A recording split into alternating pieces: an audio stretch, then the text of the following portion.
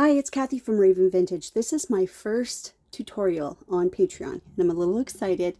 I do not have any filming experience, really. I have a lot of fun making reels and that sort of thing, stories, but this is new for me, so bear with me. We'll figure it out as we go. I'm going to look into how to do this properly, but I'm winging it today.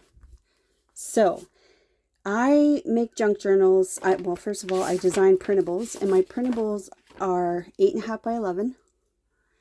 So all of my journals follow this format. It is simple. I don't have to cut borders. My printer is has borderless printing capabilities. So this is what I do.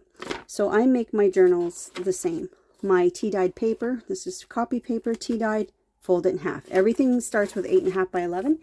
I purchased this. It's called chipboard. It's just a very, think of it as a thin cardstock, or a thicker cardstock, or a thin chipboard. This trimmer will cut it.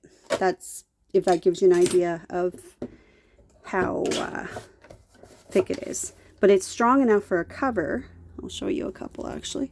A couple I made today. I just wanted to grab these. So,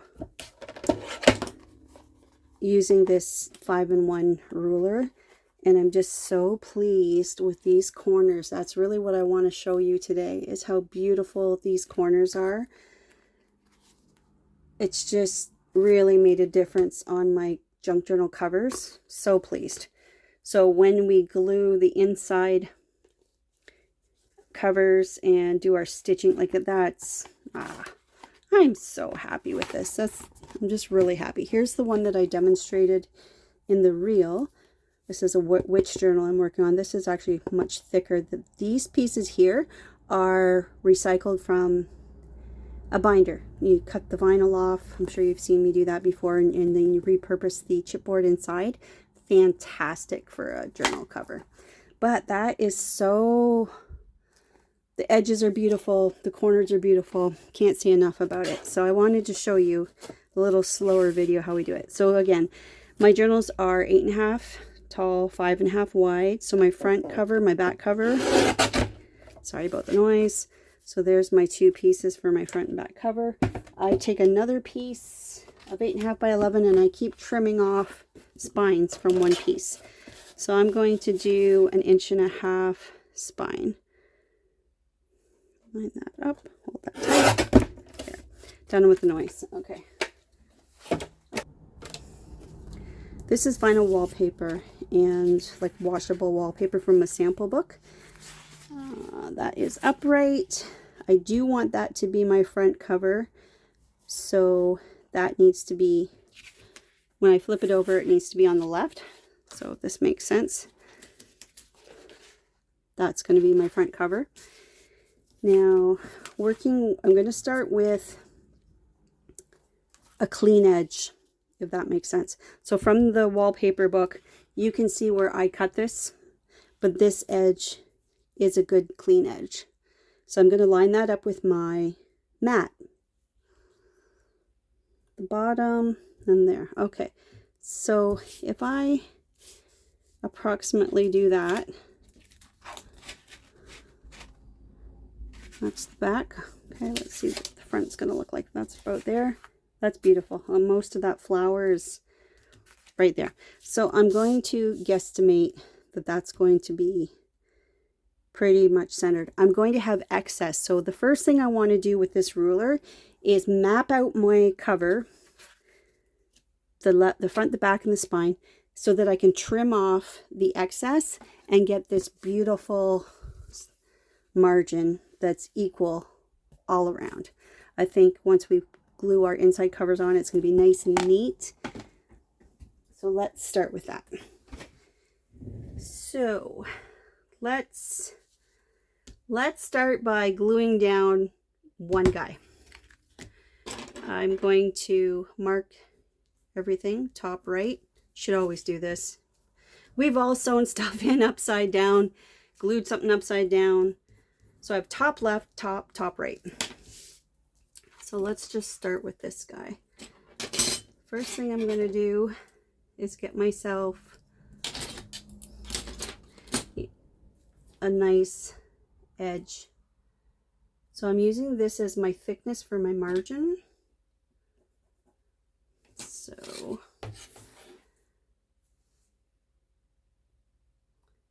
I'm lining up the inside of the,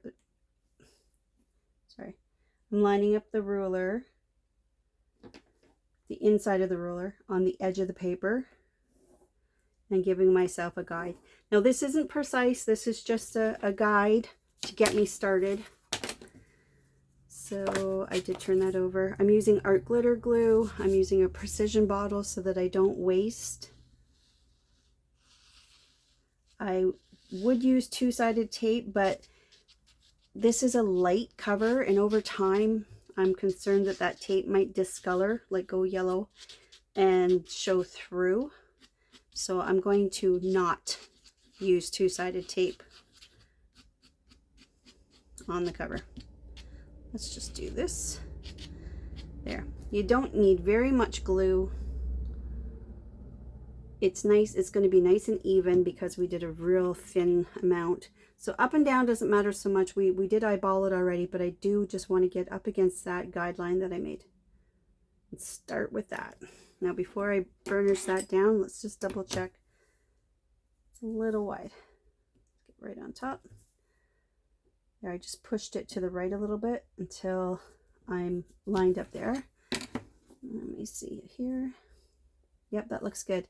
Okay, I'm happy with that. And I'm just gonna smooth that down a bit. This is just from either my envelope maker or my We Are Memory Keepers scoreboard and trimmer, one or the other. Okay, then we just want to trim off excess, and we want to space out these pieces. So this gives you 3.7 millimeters for the gutter between your cover and your spine. So you butt that up on the corner of this and then butt that corner up in there. It should be pretty straight. That looks pretty good. So what I'm going to do, I wish this was a little bit sharper, but it's not. I'm going to give myself a line there and a line there so that I know this, when I remove it, when I glue it back down, it's going to be between those two lines. So let's start with that.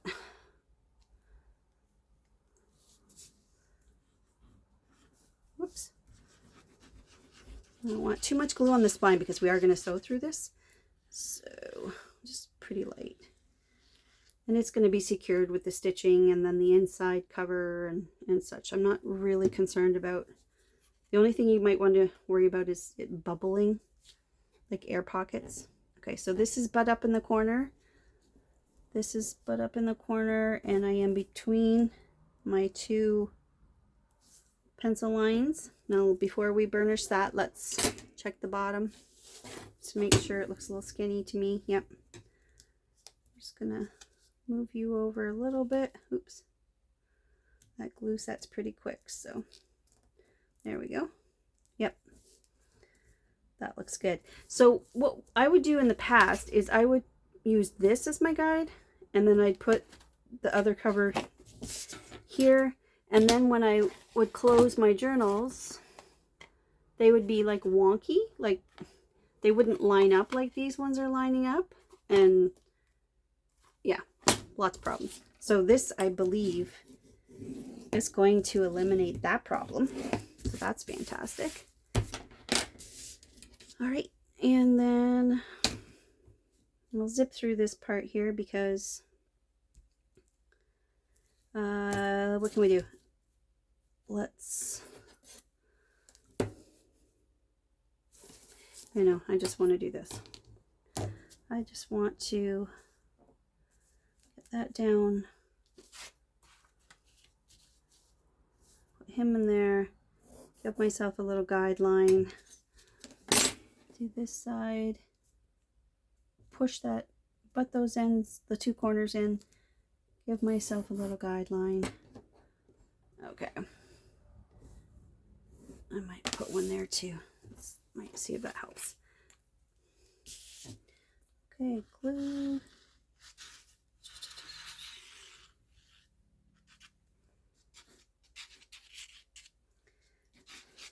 What I like again about using the precision glue on a bigger piece like this is you can just go back in and fill in the holes very quickly. You can do your edges really nice there. Happy with that. Happiness everywhere. Okay, so let's get this here again as a guide. It's butt right up against the spine. Kind of stick you in there, and that corner's butt up there. And before I push everything down, let's check down here. Over just a tad. There we go. And he's in. There you go. There's your home. All right. Happiness all around. Now, this guy, you're just going to want to manipulate the fibers a little bit of the paper. You just want to start breaking down those fibers a bit so that when you are folding your journal like this, you don't get sharp creases. We just want to massage that paper a little bit so the fibers have been worked in, worked down, broke down, and then you have a happy crease. That makes sense? Now don't use that tip because it's that little ball on the end will actually cut. I found it will cut the paper, so I'm just using the round part. And if you really want to make sure, use the butt end of the, looks like a knife, doesn't it? There. Happy with that. Okay, now let's get rid of the excess. This is another. So we've talked about this feature, about the gutter between the spine. Now this part where I butt up again, I keep saying butt, around the corner, I'm just going to do that. This is going to help me. Now I already know that my edge, I've already measured that, right? So this edge I'm not cutting. Go like that. Each corner. So we're just going, this is the excess we're going to cut off, right? And then we have a beautiful margin to work with. Okay. So using, this is a 15-inch ruler that has lost its numbers, but she's a nice straight edge. It's a metal ruler with a cork bottom. So I use this a lot still. Yes, I'm going slow and being very careful so I don't hurt myself. There we go. Nice. Nice, nice, nice, nice. This side. Same thing. Now you could use scissors and cut yours off. I can't cut a straight line for anything, so this is my preferred. That. And one more. This edge here. Now you could do this part first and then glue these on, but I've tried both ways and this seems to be a little better for me. Okay, back to the, okay, we've used it to level our top and bottom, we've used it for the gutter, and we've used it to create a beautiful straight margin. Now let's use this insert part of the, I know some people can cut and turn and do it perfectly because they've done it 600 times. I can't get it right. I can't get it right, and my corners are peekaboo sticking out, and my or they're bumpy and lumpy, and it's just, anyways, this is so much better. So snug up onto the corner from both sides, watch your fingers, cut. Now you could also do a pencil line or a pen line and then cut that with scissors after. Just doing that. Oops. Insert we're doing. There we go. Insert. Cut. And one more.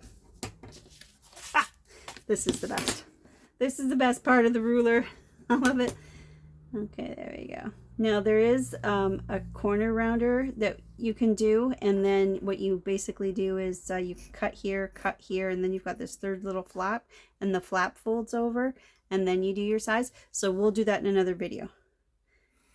That's another part purpose of it. And then another purpose of this ruler, or another feature, I should say, is if you line that up there, you can put a mark for a hole. If you were doing like an elastic, you do that there, and then it's equal here to an elastic there. Or you could say you're going to do it, you're going to measure 6 centimeters from the edge, and you're going to use the hole there, and then likewise down here. Oh, you're doing 6 centimeters, so how are we going to do that? This way. Nope.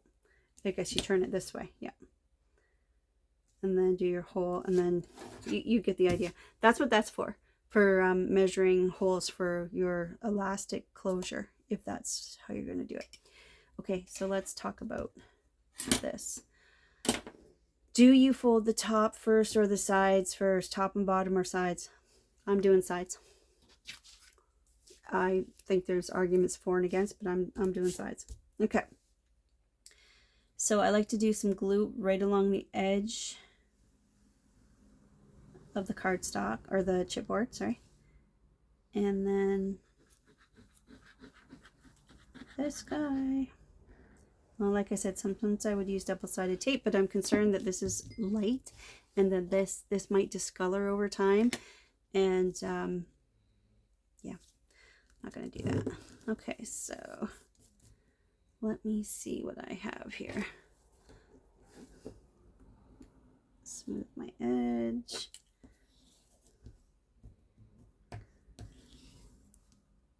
There we go. Beautiful. Okay, let me do the other one quick, and then we'll talk about those corners.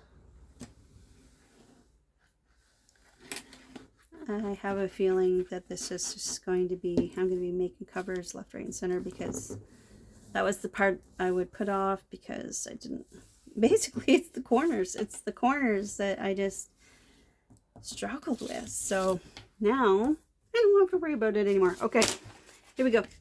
So 2 things you can do. You can either fold, see this little point here, and it's over by how much? Not much at all. Let me see if I can get this. Like literally, it's less than that. What was that? 3.7 millimeters. Like I'm going to say maybe it's 3.5.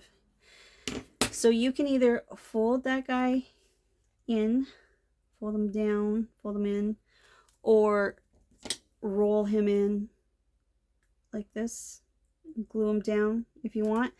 But I have found that just if you have this nice edge, this nice fold, we can glue that down. A little squeeze, glue that down. What's a nice edge here I could use? I'll maybe use this.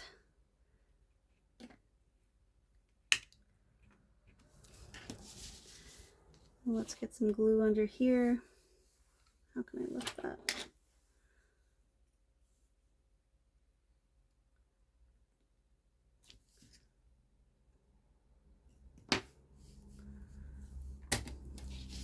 And smooth that down. I think as long as he's glued down like that, I think you're good. So I better do the other side at the same time. So I'm going to stick some glue inside there. I'm going to stick some glue inside there. And we're just going to put that right up against the edge and push that down. There, that's nice. There. Push that down. Okay. Okay, good. Now, let's do the long edge. So glue along the edge. I'm going to go in a bit here.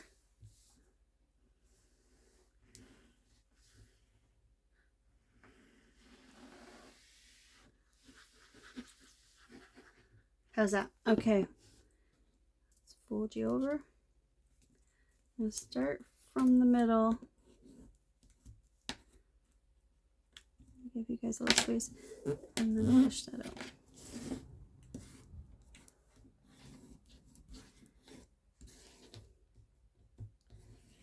Okay. Glue. Okay, so can you see this?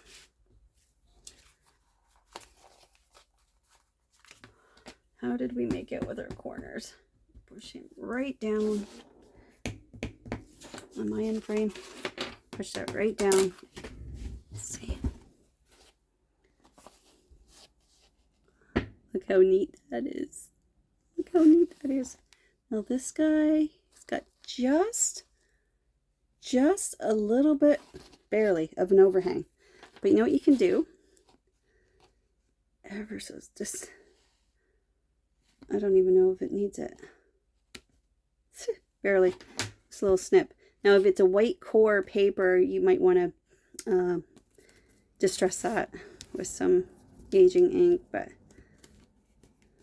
look at that. Isn't that nice? That's so nice. Look at how nice those corners are. That's brilliant. Absolutely brilliant. Okay, do the other side. So I've already pressed down the overhang. Oops. In a bit on the spine gutters. I don't know if gutters is the right term. That's what I'm calling it. Alright, a little bit of glue. Let's close you up. Alright, starting from the middle.